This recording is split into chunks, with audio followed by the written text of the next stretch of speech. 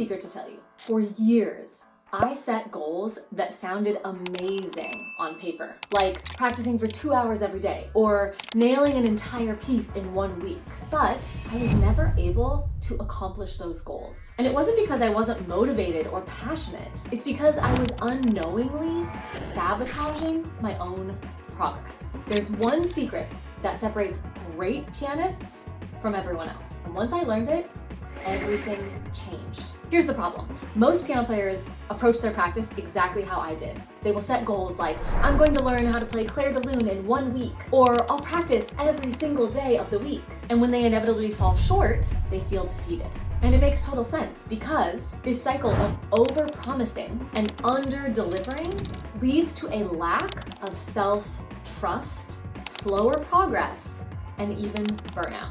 So what separates the great pianists from everyone else? Their ability to create realistic, achievable practice plans that build self-trust. When you trust yourself, you create a success feedback loop. You set your goal, you achieve it, and you feel motivated to keep repeating that process.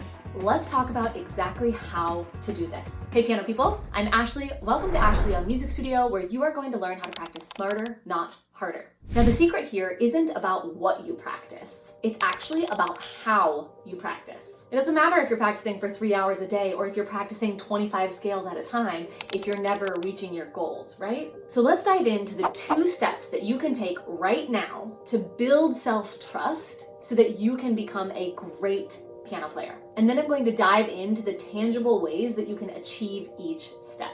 Let's dive in. Step number 1 is to define your goals, but in a realistic way. Let's go through a real life example. Let's say that you want to learn Clair de Lune. Great goal, beautiful piece, but I want you to approach this a little differently than maybe you have in the past. I don't want you to put a time limit on it. And I know that that might sound very odd and very counterintuitive, but here's the thing you need to know. I can tell you with 100% certainty that you can reach that goal if you consistently work towards it and you just don't stop working towards it. But I can't tell you exactly how long it will take because that information is dependent on a lot of factors, like how long you're practicing each day, how many revolutionary practice methods you're using during your practice time, your previous experience, and so many other things.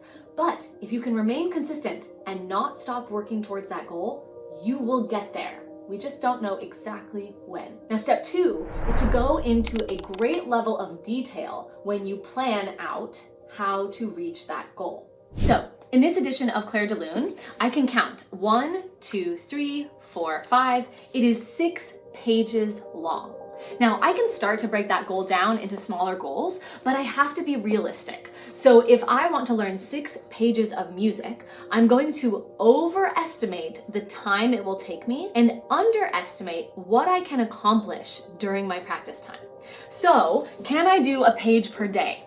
Likely no. Maybe if I was a professional, maybe, but even then, likely no. Could I do a page per week?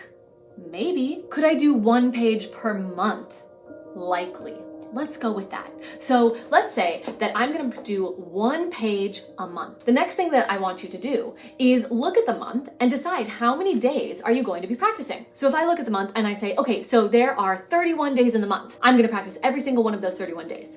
Likely not. Let's say 16. Okay, that means 4 days a week for 4 weeks. That's likely a little bit more achievable depending on who you are and what your schedule is like. That number might even be lower. It might be 1 or 2 days a week, and that's fine. Remember, we are underestimating the amount that we can accomplish and overestimating the amount of time it's going to take us. So let's say on each of those 4 days a week, I have 1 hour a day. That's 60 minutes. Okay, and to go back to our goal of a page a month, that actually equals 960 minutes per page. Now, we can split those 960 minutes up into 10-minute chunks. And all of a sudden, I have 96 chunks of time where I can focus on 1 page of music. Do you see how this is much more concrete and measurable? And also how this would set you up for success versus the examples at the beginning where I'm saying, I'm going to practice 7 days a week, or I'm going to learn Clair de Lune in 1 month. Just as an experiment to drive this point home, I want you to close your eyes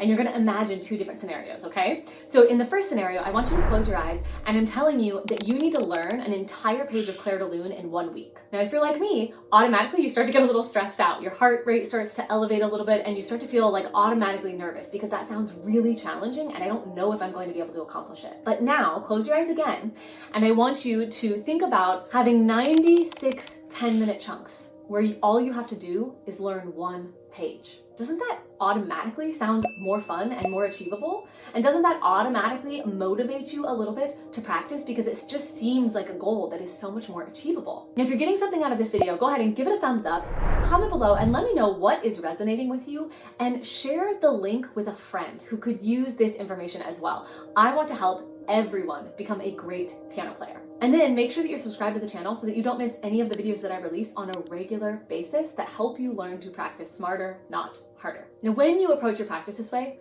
literally everything changes. You stop spinning your wheels and you start seeing measurable progress. And most importantly, you really start to rebuild trust in yourself, the confidence to know that you can achieve your piano goals. Now, I have a free practice planner that I'm going to link in the description below where you can download this planner, and it's going to help you implement these planning steps into your practice so that you can make sure that you are building that self-trust every single time you sit down at the piano. I'm going to link it right here on the end screen, and I'm also going to put the link to a video that gives you some more tips and tangible strategies of ways to approach your practice routines so that you can have a much higher level of success and continue to build that self-trust. You can grab both right here on the end screen. Happy practicing.